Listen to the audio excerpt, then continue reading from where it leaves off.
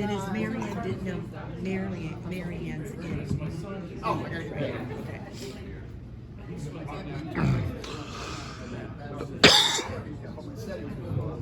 All right. Ladies and gentlemen, good evening, Frederick County, and our guests who came from faraway places to show your support tonight. We thank you all in this frigid weather. We have a full agenda this evening with many speakers who want to share their thoughts and support for April's campaign for the Frederick County Board of Education. These are very tough times, and that's an understatement, I know. Never in my life have I witnessed such a time when Americans were more divided. I lived through the 60s too. It was pretty crazy. One thing I urge people to remember, when we get sucked into arguments with family and friends, is that we all agree on 95% of all the important things in life. We all want the opportunity for a peaceful existence. We all want opportunity to earn a decent living so that we can provide comfortable conditions for our loved ones. We all want the ability to spend quality time with our family and friends. We all want to come home from the supermarket without struggling to decide what we will have to live without, since we just drained our bank account on food. We all want to come home from the gas station without struggling to decide what we will have to live without now that we just drained the bank account for gas. We all want to be able to pay our mortgage or rent and utility bills without struggling to decide what we will have to live without, because we just drained our bank account and everything else. We'd all like to see less horrific traffic. I mean, come on, who doesn't want to see that guy in the left lane with his left blinker on for 25 miles, permanently on, going 10 miles an hour under the speed limit? Just get out of the passing lane, will you? Don't we all feel the same way about that? We have more in common than we have that divides us. There are powerful people out there who spend every waking hour devising new ways to divide us. They keep us focused on the 5% that we don't agree about. For as long as we're kept busy fighting with each other, we don't have the time and the energy to focus on fighting the real battle with those very people who are constantly trying to divide us. We're all in this together. So let's remember truly, we are in this mess together, sharing the same country, same county, same state, same city and world. Let us strive to remain civil while discussing issues with which we disagree. We have a few door prizes tonight, which we'll get to in a little while. April's already spoken about the Board of Education meeting. She's already spoken at a Stop to Mandates rally in Annapolis, as well as a couple of times at the Conservative Club in Frederick County, along with Ashley Nieves at Moms for Liberty meeting. And her campaign is just kicking off tonight. Thank you all for being here. Thank you. And ladies and gentlemen, she's only just begun. We appreciate your support, and April and her campaign committee will work tirelessly to live up to our goals. This is why I don't like reading. Making the education experience superb for all of our students, parents, teachers, and staff. Thank you. At this time, I would like to bring our speakers up to address the room. Our first speaker is coming to us virtually, which is something with which we have become all way too familiar in these times. The United States Air Force veteran who served his country as Minuteman III missile technician, graduated from Towson University in 2010, and went on to defeat the incumbent state delegate with 69% of the vote in the primary, and then on to win the general election for Maryland House of Delegates. In 2014, he was elected to Maryland State Senate, representing Frederick and Carroll counties, by defeating a 20-year incumbent, receiving 68% of the vote.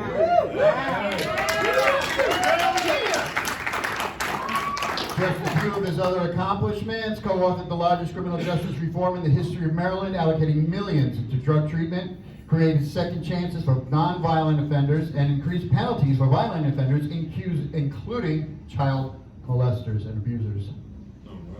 Working with Governor Hogan, enacted tougher penalties on those selling lethal doses of heroin.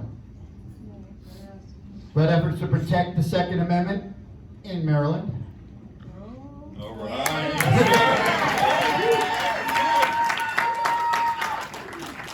I has many, many more impressive accomplishments, too many to list here and now. I want to give him and others a chance to speak here tonight. So ladies and gentlemen, I give you, with our support, the next Frederick County Executive, Michael Huff.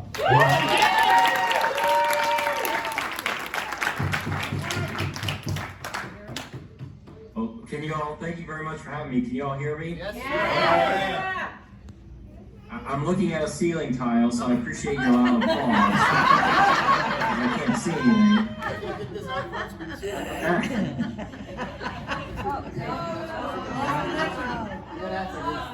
It's coming back. You lost the connection. Coming back. Came out. There you go. All right. Hi, Derek. Yeah. Well, thank you all very much for coming out for April tonight. Really do appreciate it. And sorry I couldn't be there. I don't know if my wife told you the whole harrowing story. We were down in, I went to a legislator conference, and we were down in New Orleans. And actually I tested positive for COVID, so we had to, and we couldn't fly up, so we had to drive all the way back from New Orleans. And so I still tested positive this morning, so I feel fine. It's just some minor symptoms, but obviously still cut to quarantine. But with that said, I'm really glad that April's running. I'm glad that you all are out there supporting her. You know, in the last couple election cycles, just to be honest, the left and the teachers union just really beat us down. There weren't even people, they just gave up even running. And you see what happened in that monopolies are a bad thing. Monopolies are a really bad thing in government when one side controls everything, and they're bad in business, they're bad in government. And so in this case, if you look at the school board, they're basically completely controlled by the teachers union. There's no accountability whatsoever. There's no one to hold them to account. And right now in Frederick County government, we have complete control by one party. They control the county executive, they control the county council, and they control the Board of Education. And if you look at what's going on in our school system, it's really one of the worst, I think, political scandals that we've had in Frederick County Public Schools, at least that I can remember.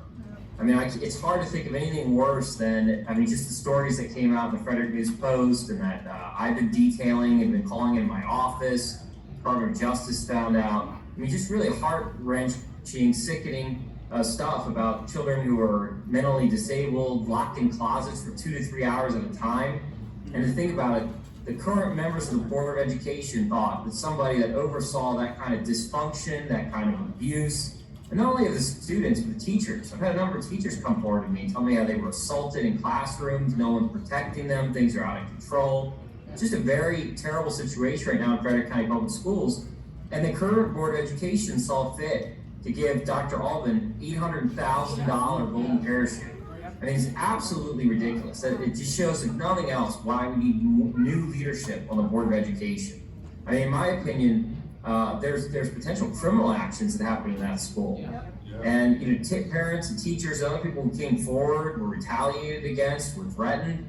And you can't do that. That's against Maryland law. Remember, Maryland laws were violated in this whole situation. And the fact that not only was the person, no one has been held to account, but the fact that we gave this person almost $1 million of taxpayer money to walk away after really doing this kind of damage to our school system is just awful. And it shows why we need brand new leadership in there on the Board of Education.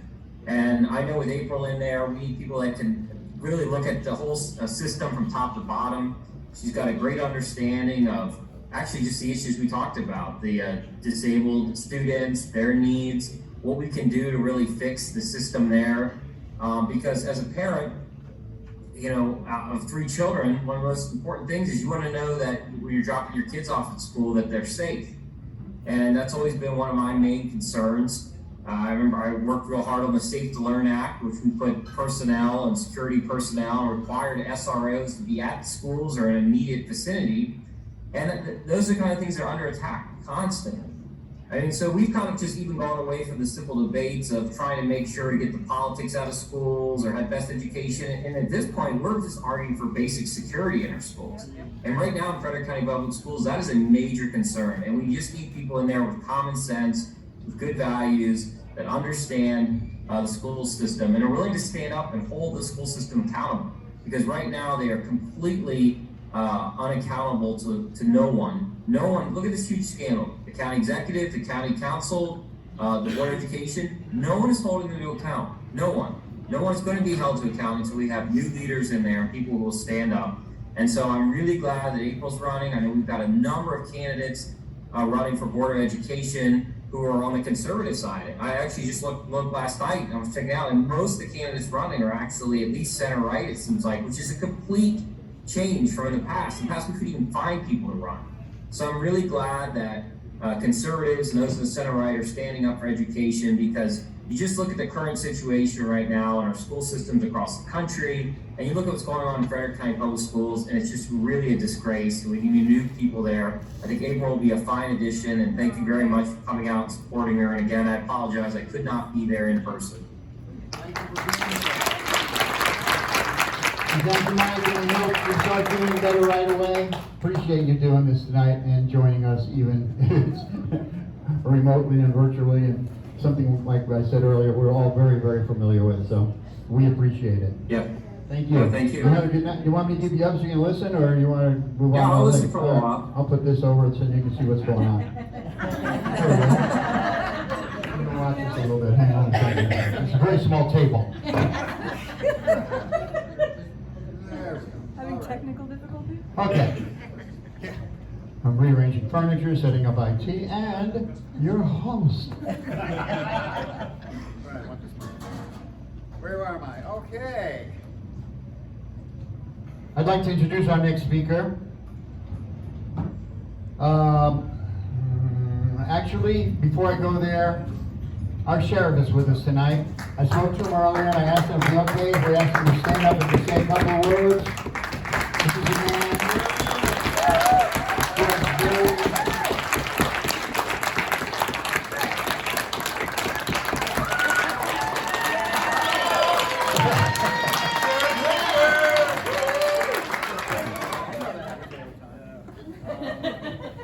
So I was going to say, fighting a never-ending battle to keep our county safe for one and all. Sheriff Jenkins running to save our state. We had our county rather, and we appreciate you standing up no matter what. And I thank you. Here you can have a fresh microphone. Thank you, and thank everybody for coming out tonight to support April. So I want to talk from a different perspective. Listen, this is our last chance. This election coming up this year is our very last chance to keep this county what we know it to be. A good quality of life, good place to live, good place to raise our kids.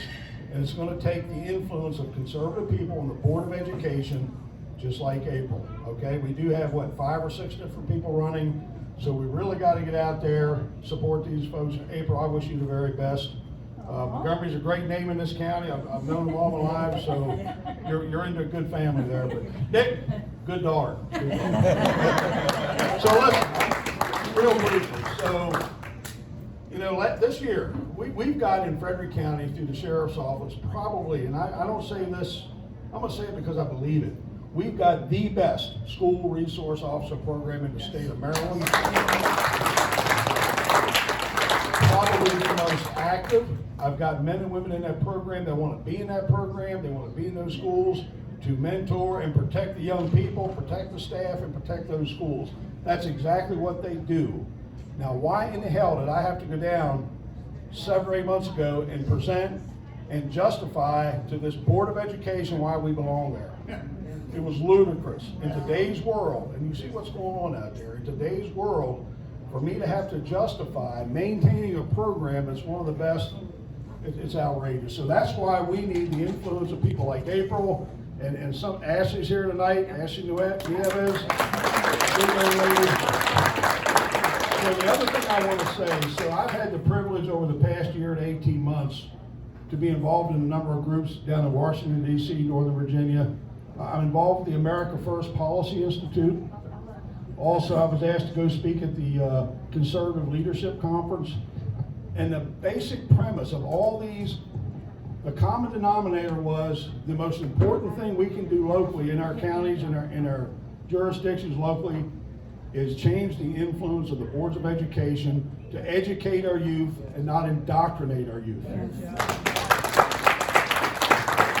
So I'm down there and I do my thing in law enforcement and immigration enforcement and the borders. that's one thing, but I've been privileged to hear all these people, and these are the smartest people in the country. I mean, people that are really, really smart in terms of what's education's all about. And the very core of what they talk about, the most important thing we can do in our county, local government, starts at the Board of Education level. And Mike, you're right, we've got to have a conservative county executive, Mike Huff. We need him in that office. We need a majority county council to support County Executive Huff. Yes. That's number 2. We have to have that. Absolutely have to have it. I'm going to ask for your support because I think Mike and I would make a great team. Yeah.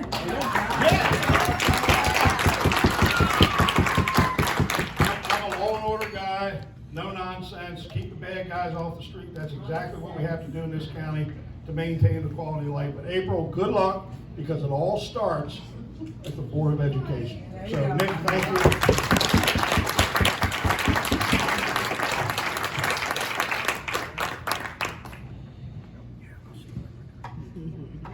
Thank you so much. Appreciate the sheriff being here tonight and hanging around. I know he has other things going on. Thank you so much for saying a few words to us. We appreciate it. And I did say ongoing efforts. And that's up to us to make sure we vote and make sure our sheriff sticks around, keeps doing the good job that he's been doing for us. Amen to that.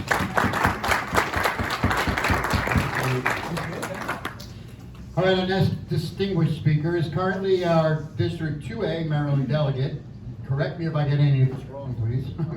I did my homework, but he's currently serving his 3rd term as state delegate in Maryland's General Assembly. He's served as a traffic engineer for Maryland State Highway Administration in Frederick County, and has also served as Deputy Director of Engineering for the City of Frederick. Has many other skills, such as organizing swim teams, I hear. Yeah, all right.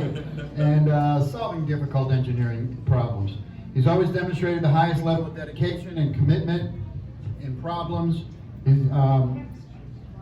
Sorry, I typoed and wrote the same sentence twice, so now my entire brain just went into vapor lock. But we know that Neil will and has and will continue to serve with the same kind of dedication going forward when he's elected to represent Maryland's District 6 in Washington, D.C. with our support. Ladies and gentlemen, please welcome Mr. Neil Parrott.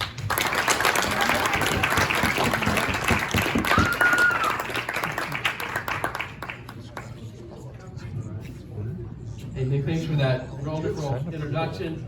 Thank you all for being here to support a wonderful candidate, April Montgomery. Let's give her a round of applause.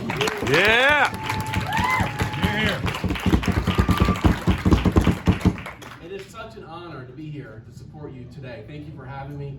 It's funny, I got to talk to your husband, George. I mean, this guy, I can tell he's going to be a big part of your campaign. And it's going to be necessary. You know, everybody here in this room, this is not an easy race. It's a county-wide race. It's not like, you think Board of Education, not too big a deal. But it's a big deal. You're campaigning from Brunswick to Emmitsburg to Mount Airy. I mean, over to Washington County, that's a huge area. And they're gonna have to do a lot of door knocking, signs. I mean, it's all over the place. And thank you for stepping up and do that. Also on here, I just want to say thank you to Ashley Nieves. Thank you for running. We have got to have a good, solid Board of Education here in Frederick County.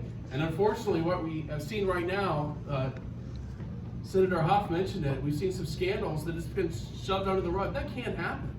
They need to be exposed, they need to be stopped, and they can't give a golden parachute of $800,000 to let this person go. It's just not right, and it's not fair. That's our tax dollars. You know, it's interesting too. Who paid attention today to see the good news from Virginia?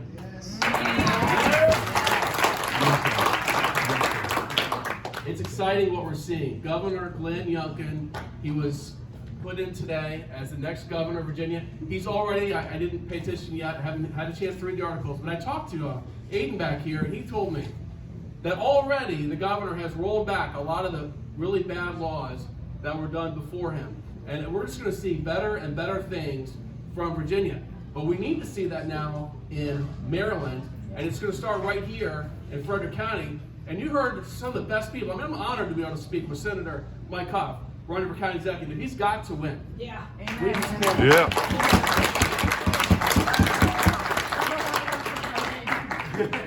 Exactly, right? I don't want to work with guy again. You know, the guy who on US 15, you guys have driven that road. He like pulled out in the lane and said, "Oh wait, what's going on with this traffic stop?" I mean, unbelievable. That guy's got to be beat. Mike, you got to beat him. And you know, Sheriff Jenkins isn't here, but we need him to be the next sheriff in Frederick County. Thankful to be able to speak right after him because he just does a phenomenal job. You know, in Annapolis, they keep trying to do stuff to shut him down, and they try to shut him down here with our county executive Jan Gardner, trying to like question everything. But he's above reproach. He's doing things that actually are quite simple. You know, the bad guys, they need to be caught, they need to be stopped. The good guys need to be rewarded. I mean, it's very simple, and he's doing a great job. Now let's talk about school board just a little bit more. You know, in the election that just occurred, school board members in the special elections all across the country went to conservatives, to people, and I want to say conservatives, went to people who care about parents and parents' rights, and parents having a say in their schools. And I think you all agree with that. Yes. And that's why we're here. We're supporting April and Ashley. And we need to have parent involvement. You know, it's crazy that some of these school boards are saying, oh, the curriculum, parents, no, don't pay attention to it. You know, it doesn't concern you. You're not a professional. You have no business even looking at it. Well, that's not true. And I know, April, you support parents. You support their rights. Yeah, I have one. Exactly. She is one. And I've had the pleasure to meet two of your daughters tonight. I mean, what a great family. I'm so excited for you guys. And my son. The son, there you go. All right, thank you. Delegate Neil Perry.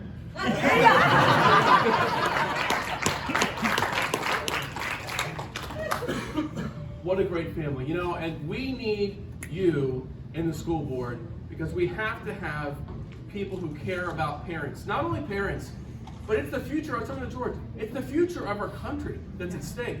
You know, it's interesting, there's a quote, I'm not going to get it totally right, but the quote basically says, what we teach our kids now are the politics of the next generation. And it's kind of scary what the liberals are getting away with teaching our kids. It's really scary. You know, we look at critical race theory. You know, that's just simply institutional racism.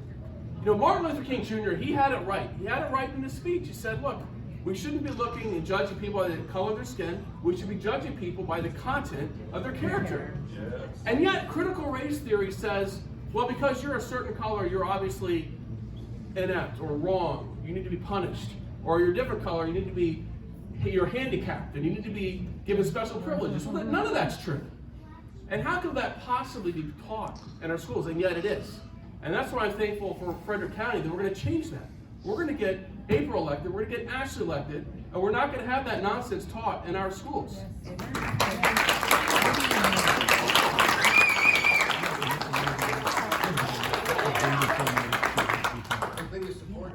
That's right, I like that. 4-year-old.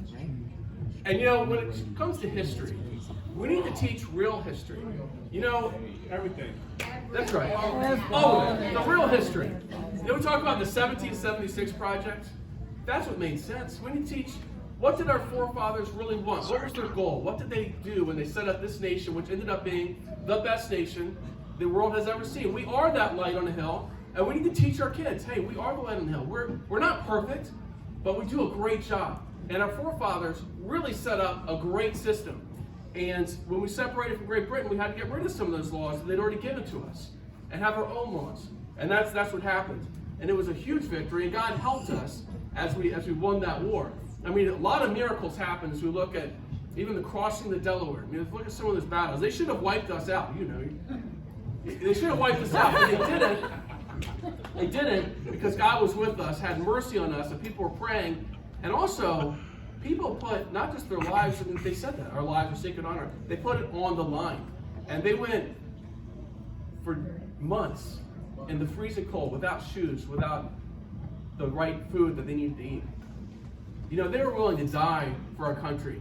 And that's why I'm thankful right now that we have people, Ashley and April, you want real history to be taught.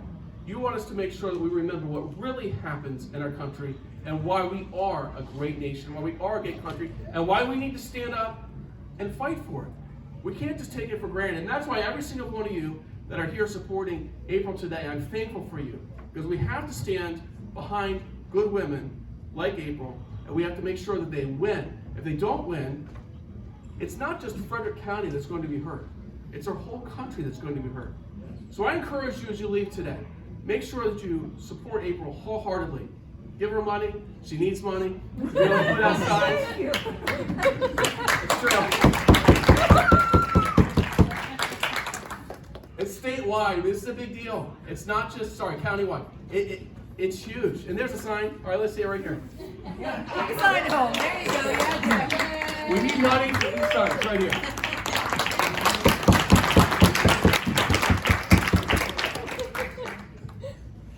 And not just that. We need people to volunteer for April because going door to door, talking to people, they need to know what's at stake. But the regular voters, now listen, be smart about it. Work with April on it. Don't just go door to door randomly. A lot of these people don't vote at all. You don't want to talk to them. I mean, maybe try and get them to vote. But those that we know vote, we need to get them out. We need to get them out, and they need to vote for April. We need to have her win. We need to have her in there. And I'm excited to be able to be here tonight to support you. Thank you for the invitation. I mean, it's awesome to be able to talk right after Senator Huff and after Sheriff Jenkins. And just a selfish plug for a second.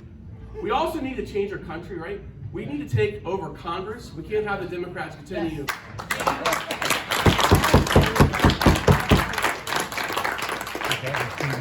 Nancy Pelosi needs to retire as Speaker of the House. Oh, yeah, absolutely. And that's one reason I'm in there. I'm going to make that happen with your help. We're going to do what we need to do. And we're going to change our country. But you know, that's the congressional level. I want to change it at that level. But our country doesn't change unless we change it in our schools. And it starts with the school board, and it starts with supporting April Montgomery. Thank you guys for being here. Yeah!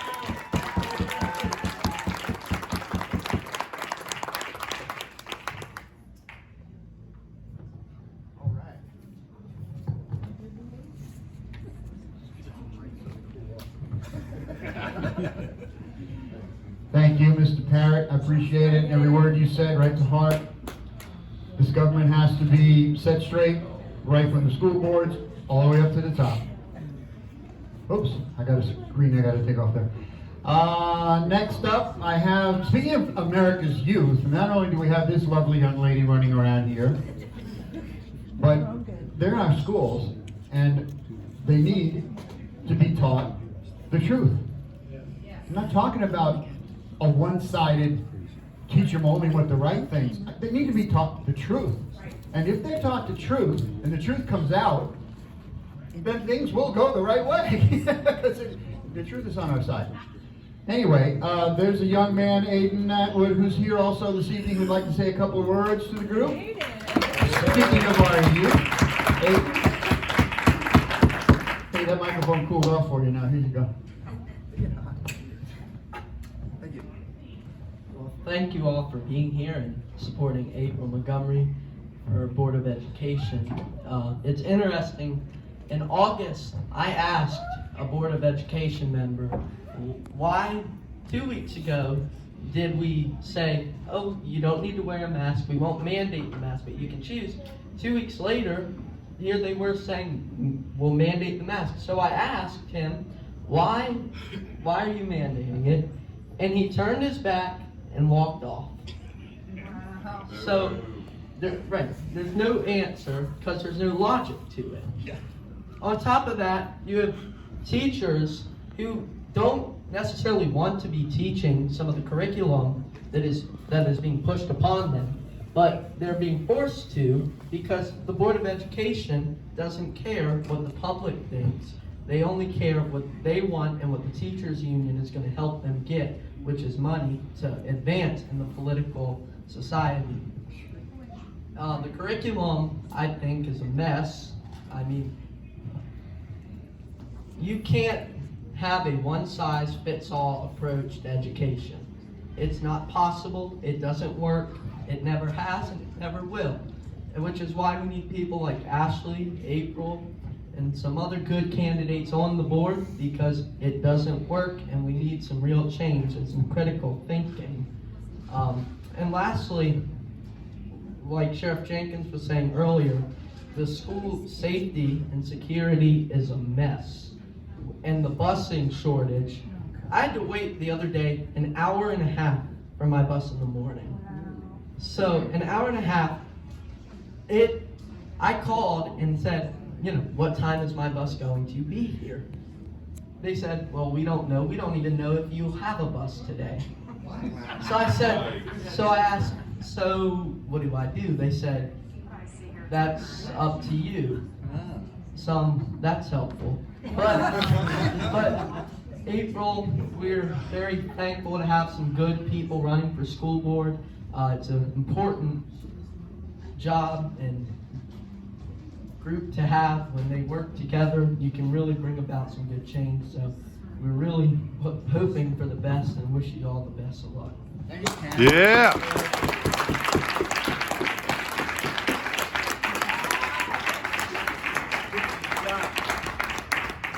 Thank you, Aiden. He's right. It starts at the bottom. If you want to call it the bottom, it's the lowest level closest to us serfs. And it has to work its way all the way up to the top. I'm a little out of sequence here. Give me a moment. Find my place if I could. Here we are. I want to recognize a couple of other candidates that have been in the room here tonight with us. That was the sheriff. I was going to introduce him there. Governor Dan Cox was coming tonight. Something came up in the last minute, so he wasn't able to be here with us, but his thoughts are with us. We talk about it all the way up to the top, right? One step at a time, working our way up, starting with a foundation. The current Burgess, aka Mayor of Woodsboro, was going to be with us here tonight. Something came up. Heath Barnes, he's with us as well in spirit, he's not physically tonight. And we also had two other brave souls who are putting it all on the line to serve our FCPS Board of Ed. Ashley Nieves is here, and we have a new candidate also. Tiffany Noble has joined the ranks as well over the last few days. Another strong one. April Miller, previous school board member. One April to another. Keep it going. She's now going to be state delegate of District 4 with our support. April's family is like many others. April, along with her husband and campaign manager George, love their children and family. Family time is incredibly important to them, and as a mother of three, she wants the best for her children. She's highly motivated to work for changes which will benefit her children and all of the children of Frederick County. She and her husband George have been married 15 years. They're best friends. Their oldest son, George, is 9th grader at Brunswick. Raise your hand. Hey, there you go. Wants to go into the Navy after high school? Yeah. See what happens with our military branches and things going on there too. And become an engineer. Second born, Sophia is over here. Eighth grader is in virtual school at this time.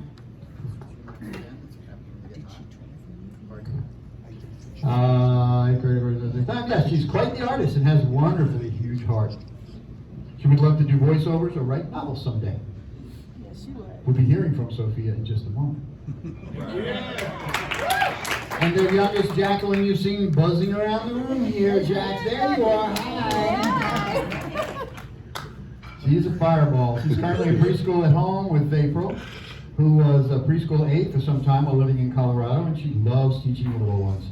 Jax will be either attending Brunswick Elementary or homeschooled for kindergarten next year. See? Did you hear her yell at homeschool? Go, Jackie. At this time, Sophia would like to get up and say a few words from the student's point of view. And after that, daddy, husband, and campaign manager will also have the opportunity to say a few words. This is truly all about the students. Please give a very warm and encouraging welcome to Miss Sophia Montgomery. Woo!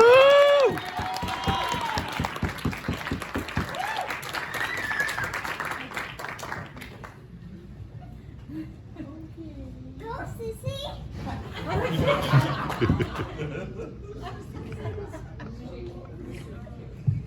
Yeah, it's on. You got it. My name is Sophia Montgomery. I was a student for the Brunswick Middle School virtual program. I just got out of it and I will be going to in-person on Tuesday. Yeah! I'm here now for my mom, who is running for the Board of Education and who I think can make a significant difference in the way the virtual program is run. First, let me tell you about some of my experiences attending the virtual program. There were many issues with the virtual program, ranging from technical to political. Things such as links not working, getting kicked out of meetings, audio not working, not being able to access documents, and not to mention the ability to cheat just by going to the next tab and searching up the answer.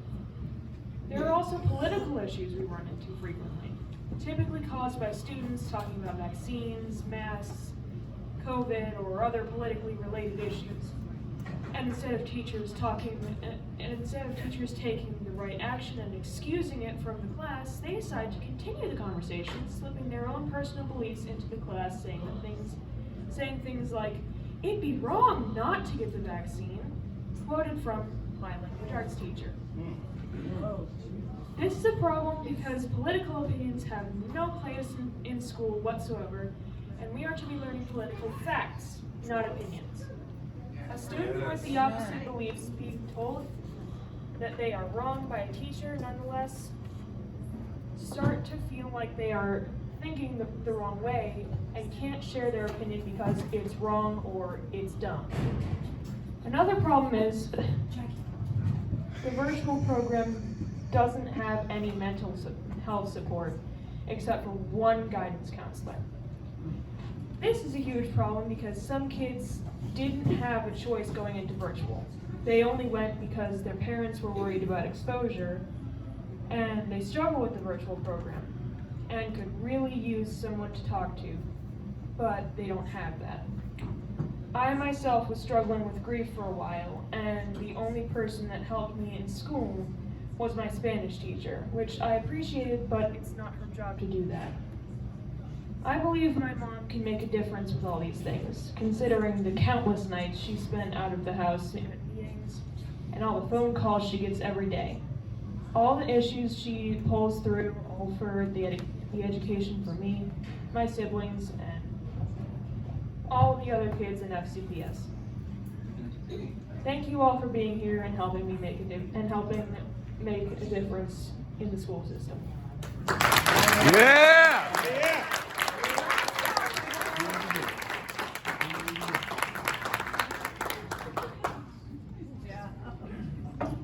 She did really well. My very brief introduction. This man is hard not to see. He stands literally head and shoulders above most of us. He's a voice you will hear wherever you are. And he's got a heart the size of this room. This is my son-in-law, George Montgomery. Thank you very much, Nick, and we appreciate all of the effort that you've put into making this night possible. And I also definitely want to acknowledge all of the people that have taken times out of their days, very busy folks, campaigning, Mike Huff, Sheriff Jenkins, Neil Barrett, Ashley Nieves being here to show her support. It really just means the world to us, guys, and thank you so much for braving the cold and being here with us. So this is just a super proud evening for me, getting to stand up here and talk about the woman I love and her potential impact on something that I believe is very important. After all, as some of the other people have mentioned, the future of our nation lies in the proper education of our youth. In my opinion, this woman is perfect for the job. Not in the sense that she's a polished politician, well-versed in writing policy, but in the sense that she's real-world pertinent experience that gives her insight, in the sense that she loves this country and understands that the children going through the FCPS system right now will one day be the ones running for office and making real impactful decisions for us all. And in the sense that she has a real vested interest with our 3 children either in or soon to be in Frederick County Public Schools. Folks, her message is simple. She wants parents to know that when they have an issue, that she is going to listen to them. She is going to learn from them, and she is going to help lead FCPS to practical solutions. She wants to provide a learning environment that focuses on academics, not gender identity and racial equity. She wants FCPS students to be able to breathe without a bacteria-soaked rag over their face, or being forced to take part in a medical experiment where no one seems to want to take any liability for what they're putting into people. She also wants kids to be in class with their friends in a classroom that has a manageable size for the teacher, being taught by teachers who are being treated fairly and compensated properly. With April on the board, we know we will have someone fighting for accountability so that when people abuse our students, they are not given $1 million in health insurance for life. We know that we will have someone fighting to make sure that every employee of FCPS, because every employee is essential, is considered when making decisions about pay, benefits, and sick leave. And we know we will have someone fighting to create the type of environment that will instill a sense of patriotism, a sense of pride in really being part of one's community, and a sense of confidence that the people who are making decisions for them truly have their best interests at heart, not just a desire for their compliance and blind obedience. In closing, all I would ask of you is that if this sounds as good to you as it does to me, that you show your support. I wouldn't be a good campaign manager without mentioning the fact that we need you to talk to your friends. We need people to put up yard signs. We need people to donate, but obviously we need people to vote. Even if your confidence in our election systems is not great, vote anyway and make the cheating harder. Thank you very much.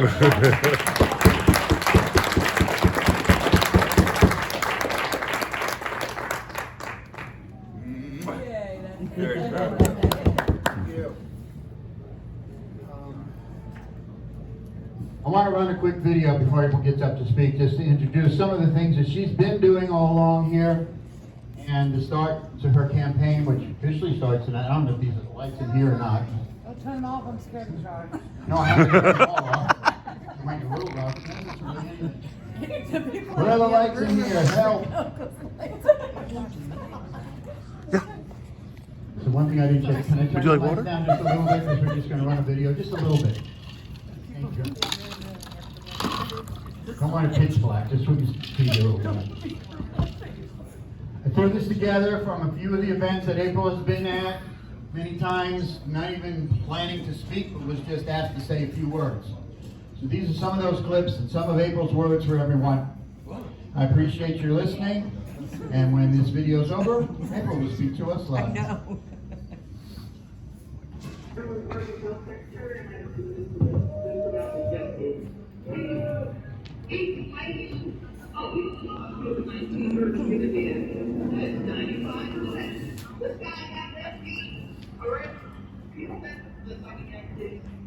Okay, anyone here past 6th grade, 7th grade? All right.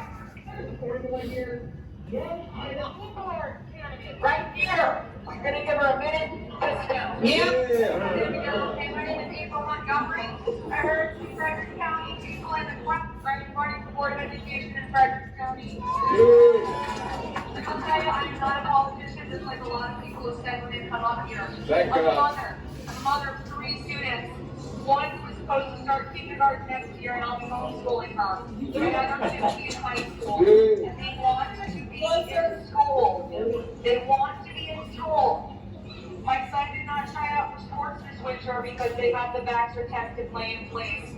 I then stood up at meetings with a local group called Moms for Liberty at every single meeting, and we got them to revoke the Baxter test to play locally in Frederick County. People have more power than we know. And you can be just like me, a mom who had absolutely no intention of running for office, but felt the call and is doing it for all of the students in Frederick County. And every single county here can be represented the same exact way. In many different places in government, not just your board of ed, but your county council, your senators, your governors, all of it. We need to make sure that we get out there and we are heard, because our voices are the important ones. They work for us. And our children deserve better. Amen. I'm the director that I can in Frederick County. Ashley Yevis and I are both proud to have a few women that are standing up as for our kids. You don't just have to be a mom. You can be a dad. You can be an uncle. You can be an educator that is tired of dealing with things that should not be masked. Our students should not be forced to vaccinate, and neither should our teachers. Our teachers in Frederick County now, as of February 1st, are going to have tests every week if they are not vaccinated. You wonder why we have teachers doing this? That's why. We don't want to do this either. Our hospitals are full. Why? Because we don't have enough people working in the hospital. Right. And we don't take care of it. And pretty soon, if the virus is spreading apparently, and everybody is forced to quarantine, we're not going to have enough educators in the building, or our kids to stay in the building and get a proper education face-to-face. That's got to change, and it starts with you, and it can start today. Connect with the people around you and try and make a difference. Nothing happens if you do nothing.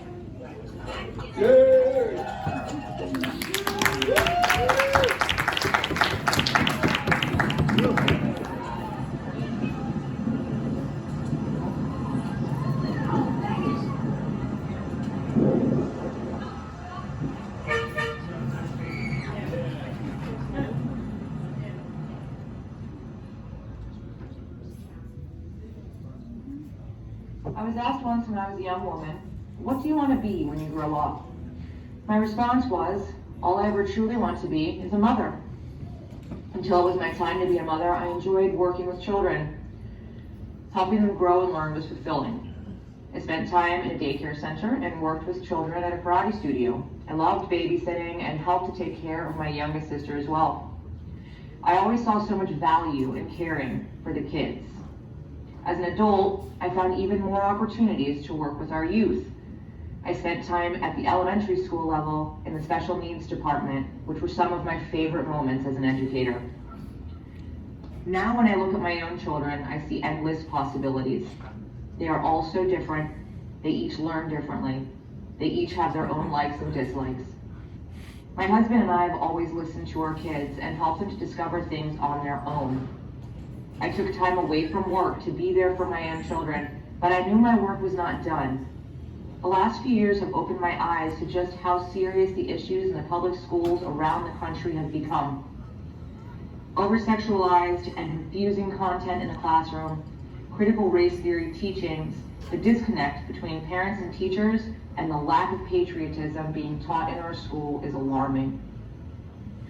When you add to these issues all the sufferings our children and educators have had to endure due to COVID, it was too much to take while sitting idly by.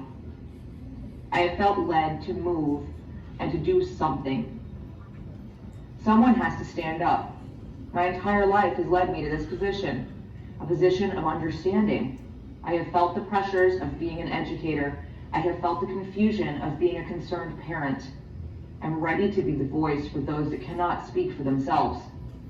Whether you are a parent that has concerns that you feel are falling on deaf ears, or you're an educator that feels they have to stay silent for fear of being ostracized or even fired, I'm here to make sure all voices are valued, heard, and properly represented.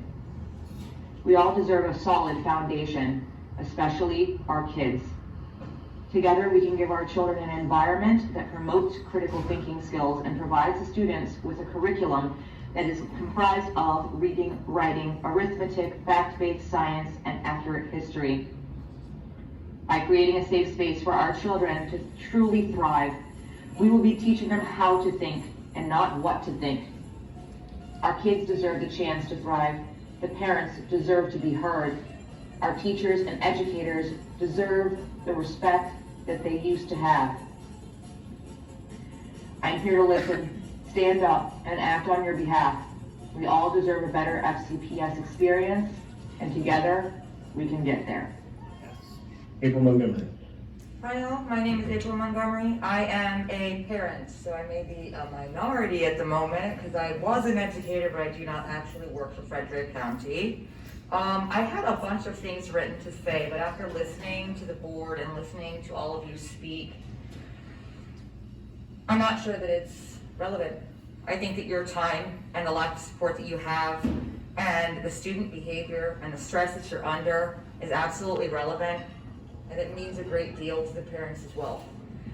Even though it may not feel like it, parents come up here week after week and express their concerns to the board, and they let them know what they need to see happening for the safety and security of their children. That doesn't mean that they don't care about you too. It honestly means that the last 3 years have been incredibly difficult for everybody. Parents are frustrated. They had to see how hard your jobs were while they stayed home and they helped their children virtually. They understand what you guys are doing to a degree, a small degree. But they come up here and they express their concerns now. President Mason touched on the fact that he received email, and there were emails that said that if the masks were not there, that people would come and work for FCPS. The masks, my daughter is doing virtual schooling because she cannot wear it and she is failing. And I wish that she wasn't. And I know that there's not much that you guys can do directly about that, but there's got to be a way to get the parents' needs heard so that these teachers and the parents can start to rebuild the trust and the relationship that they used to have years and years ago. If the parents and the teachers can come together and have a good relationship and build that bond and be a united force, it'll be like two parents that are parenting with the same views. Kids are gonna find those cracks. Kids are gonna find those spaces. And when their leaders are not getting along, they're gonna act out. And that's a problem. They know that there is no security way up high, because even the board had trouble today keeping the conversation going and arguing between themselves. And that's happening with the teachers and the parents. It's not fair to you, it's not fair to the parents, and it's not fair to the kids.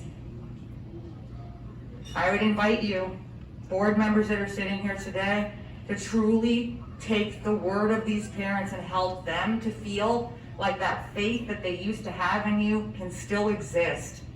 That way they can start working together with the teachers to build that stronger space for these kids to truly get the best education possible from Frederick County.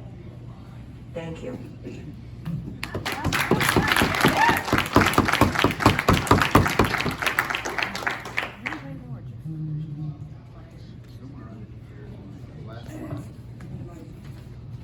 Yeah, can we get the lights back again, please, when you have a moment? Thank you so much. I speak from a piece of paper, as you've all seen tonight quite often, because I'm old and becoming very forgetful. As Betty Davis says, getting old is not for sissies. April speaks from the heart, not from a piece of paper. She has notes, but what the words coming from her mouth are from her heart. For that's where her motivation is. It originates in her heart and the fire that's ignited her campaign. So now I give you a woman who, with your support, is soon to be a member of your Board of Education, who will fight an unceasing battle to defend and support the needs of our students, parents, teachers, and staff of FCPS. Ladies and gentlemen, Miss April Montgomery.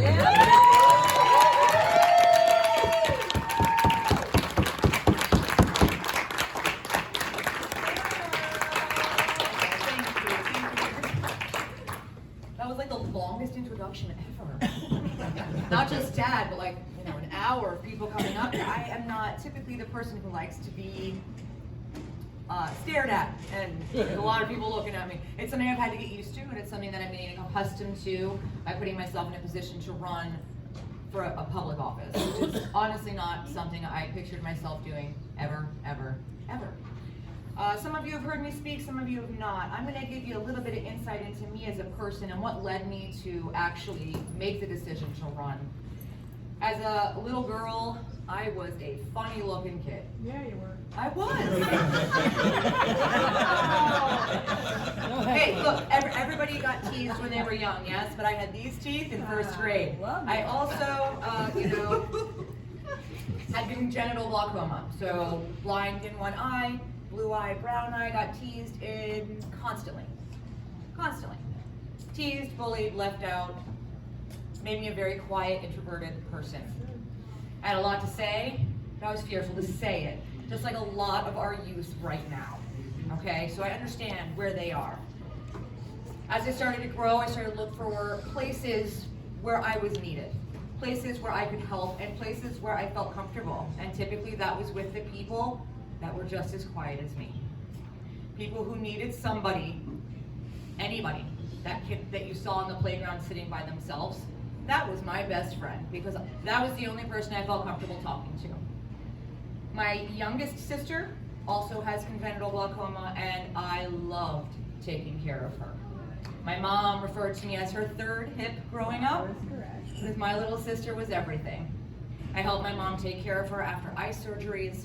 I held her, I would commiserate with her. I used to say, actually, well, you know, if your right eye was good and my left eye is good, we could stand together and see the whole world. So she was everything to me. Because I had self-confidence issues, my parents got me involved in martial arts, and I'm grateful that they did that, because it gave me a place where what I did was personal. I wasn't on a team. I didn't have to worry about how anybody else looked at me or thought of me or how my performance affected them. It was a personal growth type of sport. Gave me confidence, gave me self-esteem, kind of. And that's where I started teaching. There was a little boy with cerebral palsy that wanted to learn Taekwondo. I was good with kids.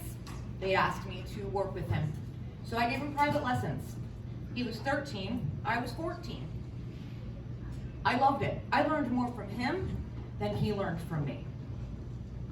I learned that I liked teaching. I learned that I liked children, and I learned that really, that was my wheelhouse. People that were younger than me, people that needed somebody to look to. All through high school, I worked with children. I did the, blanking on the name, doesn't matter, worked with children. And I worked in daycares. I also continued to only really want to have my own family one day. My husband's given me everything I ever truly wanted in the 3 little people that you've seen walking around here. I'm grateful to him for that, because being a mom, don't put the word just in front of mom. It is not a just. It is a very important thing to be. I took time out of my career, got a degree while I was parenting. And then when they got bigger, I said, oh, time to go back to work. So I got a job at an elementary school where my kids could go with me. That way I knew what was going on in their lives, right? I knew the teachers that were teaching them. I knew the curriculum that they were being taught. I worked with the before and after care program, and I worked with the kindergarten enrichment program. There I was able to actually teach 2 different students, one from Korea and one from Israel, English. They came to me completely no English. By the end of the year with me, they could speak English. They could communicate what they needed. And And that was a huge, huge accomplishment for them. I just got to be witness to it.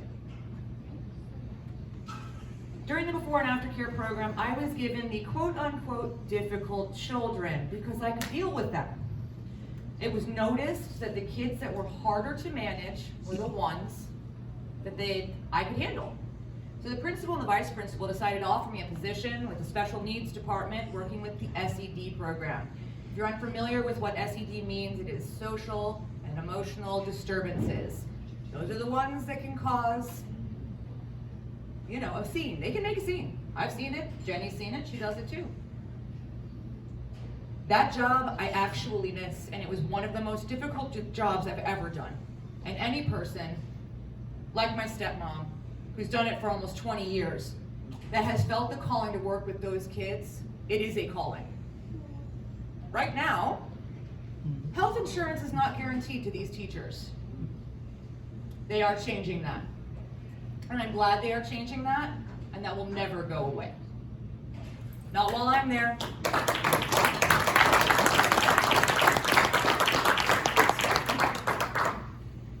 Having a background in special needs is definitely, it's been difficult to see what's going on in Frederick County right now. In Frederick County, if you're not aware, the DOJ has a case against Frederick County where 125 students, all special needs, were restrained and secluded to a horrible degree.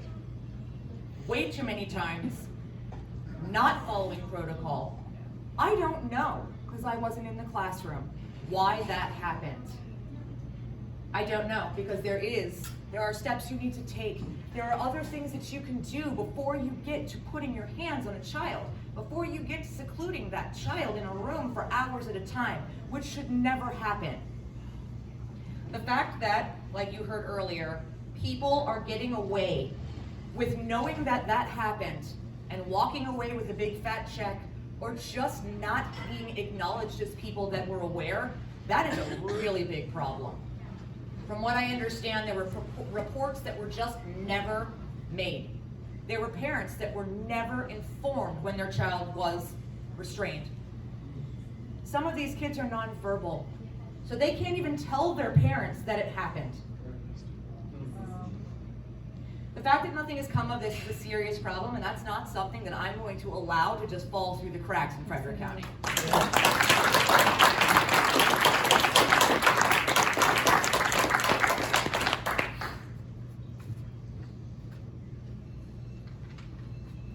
Being on the board, it's a big step. It's a big step that I decided to do, honestly, with a little elbow nudge from the big guy that you talked to earlier. We were at a meeting and somebody stood up and talked about the need, talked about what was going on in the community, talked about what needed to happen to get some different mindsets on the board, to pay attention to what was going on with our staff and our teachers and how they're being mistreated, the curriculum that is being taught to our children, the things that are being approved that should not be being approved. My husband was thinking in his gorgeous head, I should do this, I could do this. And then he says, ooh, but she's way more qualified. So here's little shy, mousy me, like, you want me to do what? Okay. So I stood up shaking and walked up to the microphone and said, I'll do it, I'm a mom, okay, sure. And since then, it's just kind of snowballed. The more that I have found out, the more it has become really apparent that this is where I'm supposed to be. When you feel that call and when you're led to do something, you need to stand up, you need to put your big girl pants on, and you gotta just do it. Yep.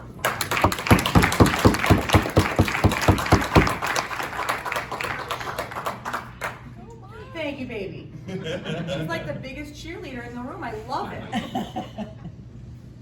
All right, so there's a couple other things here. Hang on. Okay, I'm gonna actually take a minute because I meant to do this in the beginning, but I was nervous and totally didn't do it. I need to acknowledge a few people because these races, the campaigns are hard, and you cannot do them alone. You cannot. Between friends that support you and other people that have to take on your responsibilities. I'm a full-time mom, guys. I do a lot of things, and when I'm not there, other people have to do them. So there are a lot of people that have been helping with that. I want to first acknowledge my mother. Deanna. Yeah! My mom lives with us, if you didn't know, and my mom is always downstairs. Mom, I have a meeting. Go, she says. She is there with my children every time I walk out the door. She doesn't complain, and I know they're in good hands. And I thank you from the bottom of my heart for all of your support. Thank you, Grammy.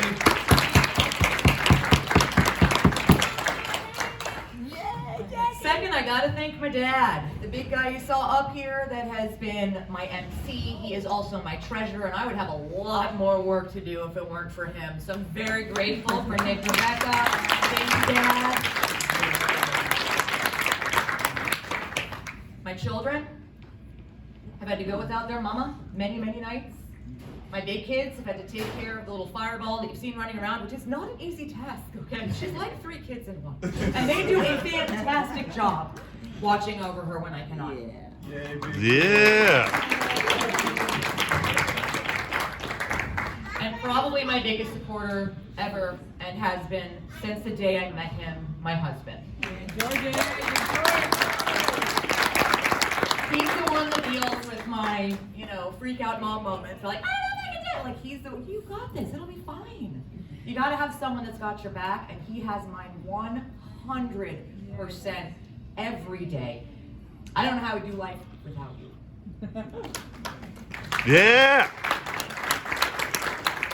I have family in town that cannot vote for me. They're here to support me, and I'm very grateful for you, my aunts, Tori and Dana. Yeah! Uncle John Montgomery. Uncle Andrew. Friends for Life, Brent and Laura back there. They can't vote for me either, but they're here to support. It is amazing to me to see faces in this room, people I just met the other night, people I have talked to every single day. Miss Ashley and I are trying to do this together, so I'm grateful for you because it would be a lot harder without, a friend in my pocket, so I appreciate you both.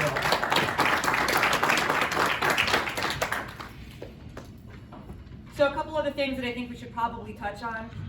The curriculum that is being taught right now, the over-sexualized material is getting out of hand. I had to witness my daughter. What? Are you okay? I'm okay. I had to witness my daughter learning in health class things that I did not learn in high school, and she's in 8th grade.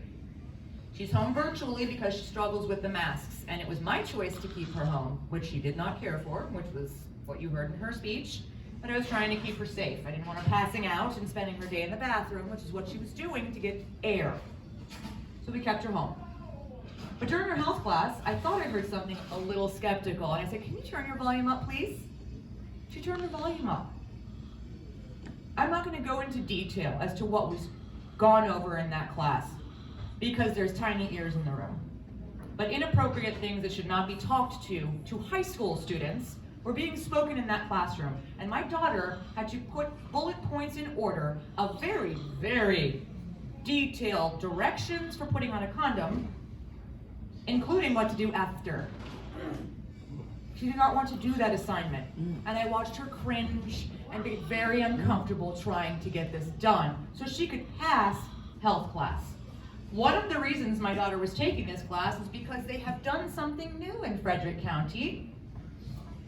Now, as opposed to opting in to one of these classes, you have to opt out. So if the parent misses that email, that child is taking the class. Wow. You do not need permission. You have to say no. I did not receive the email to opt her out. If you'd like to see the curriculum, it is no easy task, and that is something else I'm going to change when I get a seat on the board. Right now on the FCPS website, you can find the bullet points to a curriculum. You can find the outline very easily. I can probably tell you right now how to do it. But it does not give direct instructions. It doesn't show you the material they will be taught. It does not tell you how the teacher is going to teach it or the language that's going to be used by those teachers, which changes year by year, and it's getting more and more progressive. They are not using he and she male and female.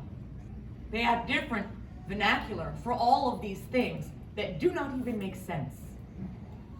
Okay? Come talk to me after if you'd like to know what those are. Again, little ears. The other elephant in the room comes to choice. I don't like the fact that my kids have to go to school and cover their faces. I understand that people are sick. Stay home. I understand that there is a virus, and it's real. I had it, as most of us did in this room. I'm still here. I'm young, but guess what? My dad had it. He's still here. Yeah. How many of you have had COVID? Oh, look at that. Look at all that. Yes, we've all had it, and we've all lived. Yay. I'm so proud of all of us. You know what? When it went through my house, you know who didn't get it? My kids.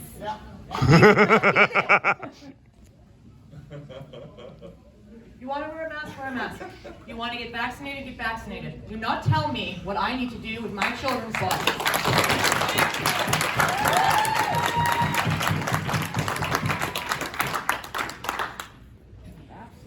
The other things that have gone on with the current Board of Education that I find absolutely appalling is that they do not get along with each other. They cannot have a conversation that makes sense, and they're doing this live in front of everybody. You can turn it on. Those meetings would probably be a quarter of the length if they could just talk to each other. They argue and they get nothing accomplished. They also make decisions without comment first. The public needs to be made aware of a very detailed agenda, and they need to stick to that agenda. Because when they go off and start, I'm gonna make a motion, I'm gonna make a motion, I'm gonna make a motion, and then they start voting on stuff, and the parents in the audience are going, whoa, wait a second, you weren't gonna talk about this, this wasn't on here. When they first put the vaccinator test to play in place, they did it on a whim. They didn't give any notice, and yes, they took public comment after, but not before. They passed it by 4-3, I believe. Because of that, my son said, Mom, I don't want to get tested every week, and everybody's going to know I'm not vaccinated, and I just don't feel like doing that, and I'm definitely not getting vaccinated, so I guess I just don't get to play. I don't get to play sports. He wanted to try out for wrestling. He didn't do it. A local group of moms, called Moms for Liberty, were absolutely appalled. Thank you, Debbie Warriors. I'm proud to stand up with you ladies. They stood up at every single board meeting after that one. And they talked about it. And they said, this is not fair. You can't do this to kids. It's discrimination, because it is. Oh, sorry, can't go into practice yet. Gotta go get tested. And everybody knows your personal business. Because they stood up at every meeting, the night before it was to go into effect, the board voted to revoke it. That is a victory. However, the night before something's supposed to go into effect, do you know what kind of nightmare that is for the teachers and staff? Do you know what that means for a child who didn't get to try out, and now sports have already been practicing together for months, and he can't play? The board needs to get it together. And this loud Italian is not going to sit quiet, even if I'm the only one on the board.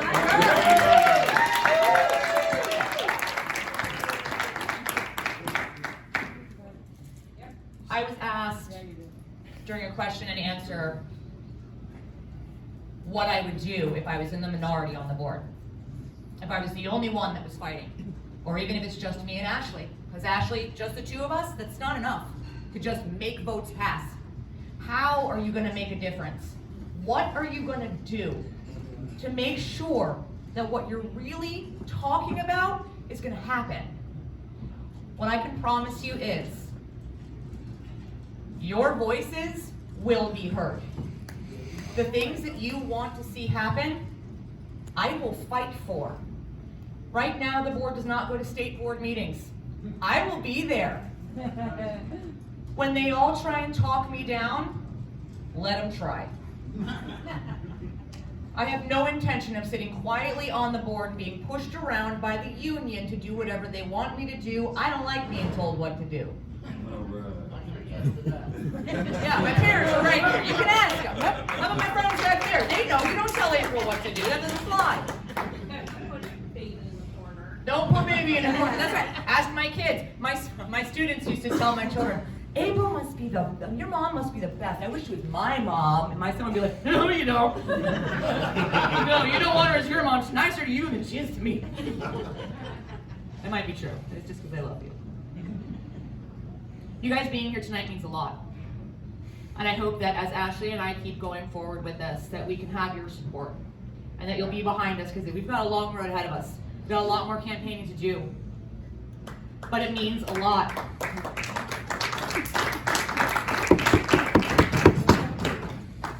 Running for a position like this is not something I really ever thought I would do. I was perfectly happy playing the supportive role.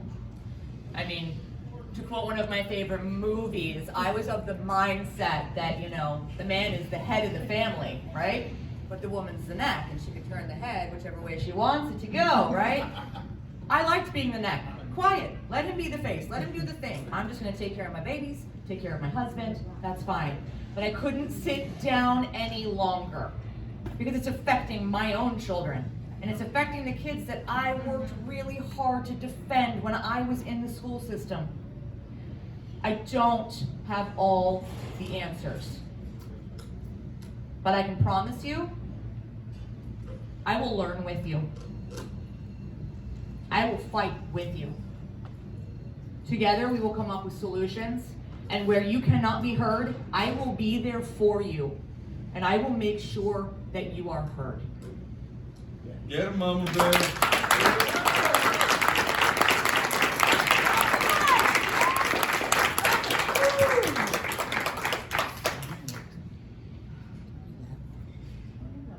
Try not to cry. This is crazy. I'm not used to everybody just looking at me. It's like, I've got to get better at it, right? Let's get ready. Here we go. There's the end.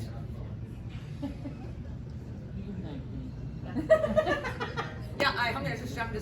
Oh, I already said some of that. Uh-oh, okay. Never mind. We're gonna cut that part out, right? That was me just being me. Yeah, this is me. You. This is me. I appreciate all of you being here tonight. Please eat some cake because I cannot bring all of that home. And oh god, I do not want to bring the whole cake home. We have some yard signs here all ready for you to go. If you are in Frederick County, even if you're not out here, grab a yard sign, put it in your yard. Please help me spread the word that there are women out there that really want to stand up for your students, for the staff members, and that includes our SEIAs, our IAs, our transportation workers, our food service workers, all the support staff, the teachers, and the administrators that are doing their jobs. The ones that are not will be held accountable. All right. Yeah.